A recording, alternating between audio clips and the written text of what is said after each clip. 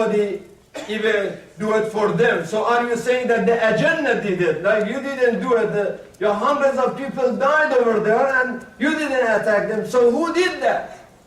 وَجَعَلْنَا عَلَى قُلُوبِهِمْ أَكِنَّةً أَنْ يَفْقَهُوا. We put this kenan, this lock.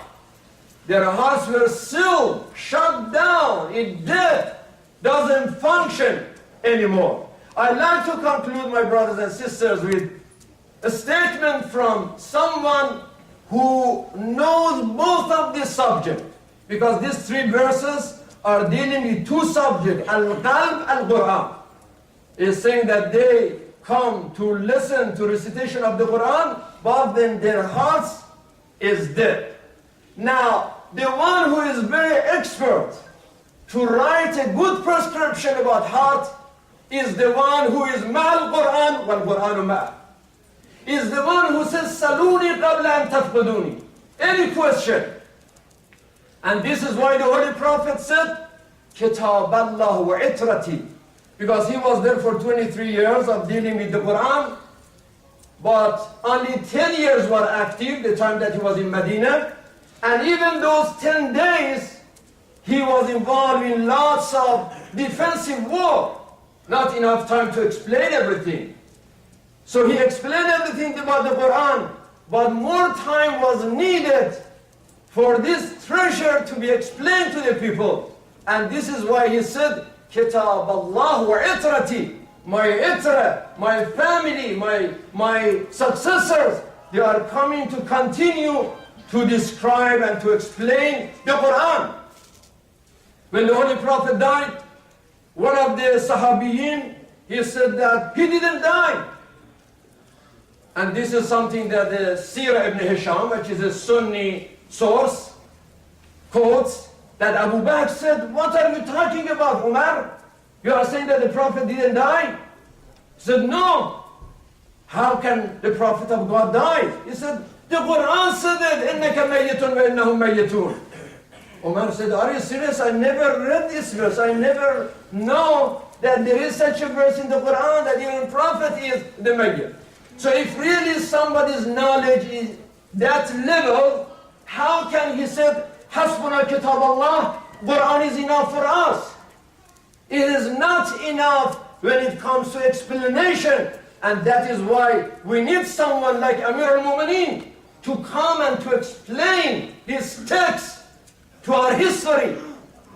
And one of the time that Amir al-Mu'mineen talked about al-qalb, about the heart, he was talking to his son, Ya bunayya, ahyi qalbaka bil-maw'adha. You want to bring life to your heart? Do it through al-maw'adha.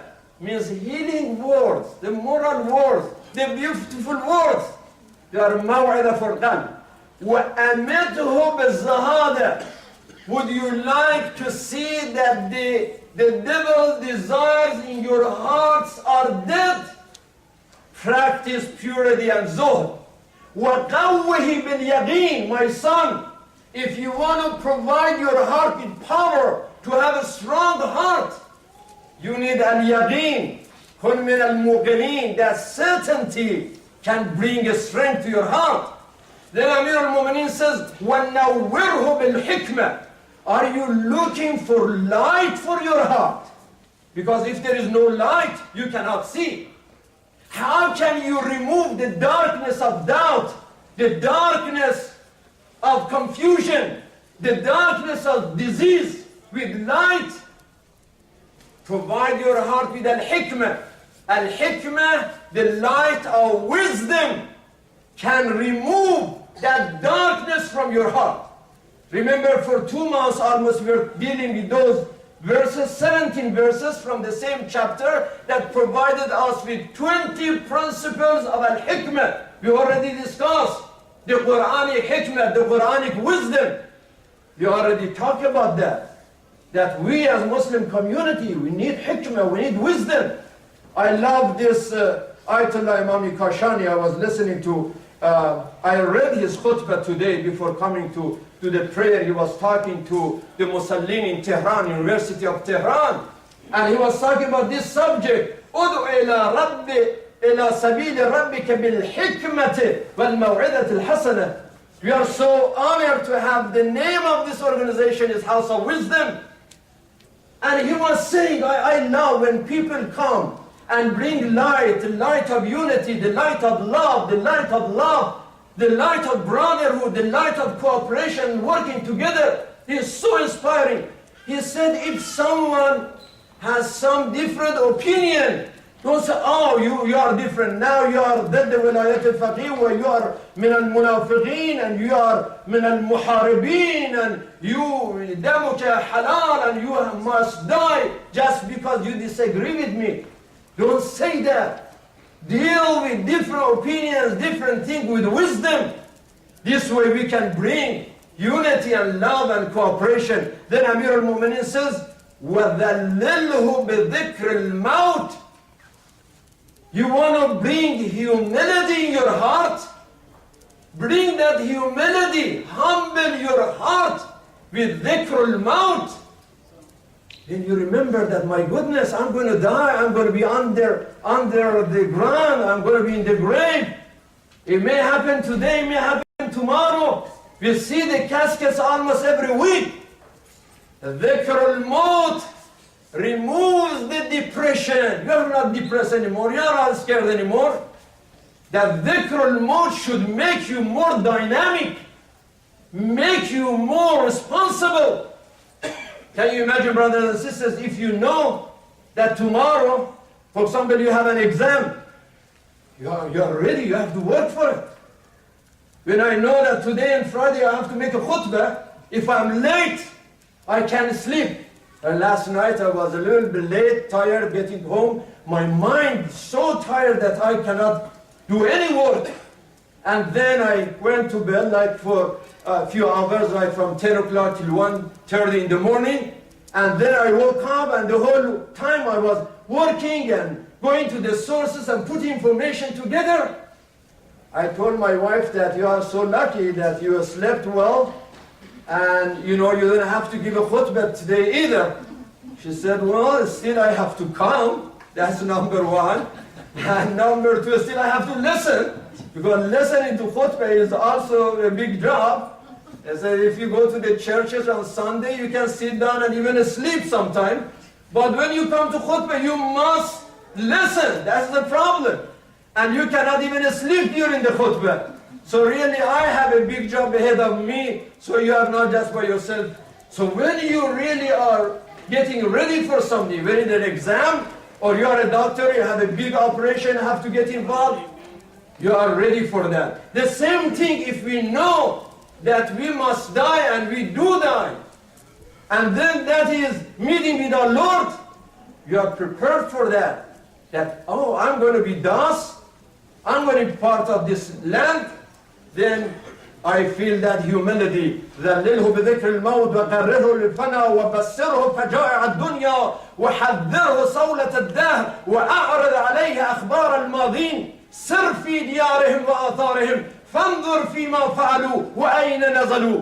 صلى الله عليك يا أبا الحسن يا أمير المؤمنين يا أمير ملك الكلام والإيمان. Only Amir al-Mu'minin can express and write such a perfect description for healing of human hearts. Only Amir al-Mu'minin, who is ma'al Quran wal Quran ma'ah, can do this job. Brothers and sisters, let me conclude this time with announcing that inshallah on Sunday, I want to continue this verse that Quran mentions, Allah bi-dhikrillah tatma'inul qulub. What does exactly this short verse mean? And you know that this Sunday also is the first day of Shahr al-Safar. Shahr al-Safar starts from Sunday. And it's the birthday of Martin Luther King. You know, this great man in this nation who inspired human rights in the world. He was born day like Sunday. And it is an opportunity for us to get together to see really if the dreams of this man were fulfilled. Some people say now we have the first time a black president in the United States. Having for the first time a black president means that the dream of Martin Luther King is fulfilled. But actually we have more than just say about that, and this is something that we are going to discuss inshallah on Sunday. In addition to have a beautiful breakfast, I like brothers and sisters to support the sisters who come on Sunday and they make this breakfast. Come, not only we enjoy the breakfast, we enjoy the service, but also we save our children for a few hours from TV, isn't it? That's a big success, that you don't have to stay at home, you don't have to watch TV. This TV that is so depressive sometimes, and just killing the hearts of our kids. The internet and TV and so many things going on. So let us save our children from all this bad stuff. And that is another blessing on Sunday, inshallah. I like to also mention about the Haiti situation. You know that more than 3 million people have been affected by this tragic earthquake in Haiti. And more than 300,000 people are homeless, subhanAllah. 300,000 people homeless and hungry. More than 50,000 people died so far, and many more wounded. Is a human situation, and I think if we believe that Islam is a universal, is a human faith, then it's an opportunity, a good opportunity for all of us, Muslim, Christians. Brother Jack is from Christian community. It is responsibility of all of us to support the victims and suffering people in Haiti. I heard from Hajar Imam was telling me before the Salah that Zaman International is prepared to send our help to Haiti. We are in connection with some other organization like ISNA, others. So whoever wants to help, you can send your check in the name of House of Wisdom, but mention that this is for Haiti earthquake, and inshallah we do our best to make sure that we choose right channel to safely send this help for the suffering people and victims of Haiti earthquake, inshallah. Now that I'm mentioning this, one of the brothers is Hajj Fares, who is one of the Asqiya. He's a very generous brother. He helped House of Wisdom with $20,000 as a loan a long time ago. And he called me from overseas, and he said that he set up an orphan organization to help the orphans in Iraq. And he said that if House of Wisdom is able to pay like at least half of that loan for this project, so whoever help us, and he needs it by this Sunday, whoever is able to participate also on this project, that is not only helping the House of Wisdom, but also helping the orphans in Iraq, you are welcome to participate and donate for that. بسم الله الرحمن الرحيم والعصر إن الإنسان لفي خسر إلا الذين آمنوا وعملوا الصالحات وتواصوا بالحق وتواصوا بالصبر إن الله يأمر بالعدل والإحسان وإيتاء ذي القربى وينهى عن الفحشاء والمنكر والبغي يعظكم لعلكم تذكرون.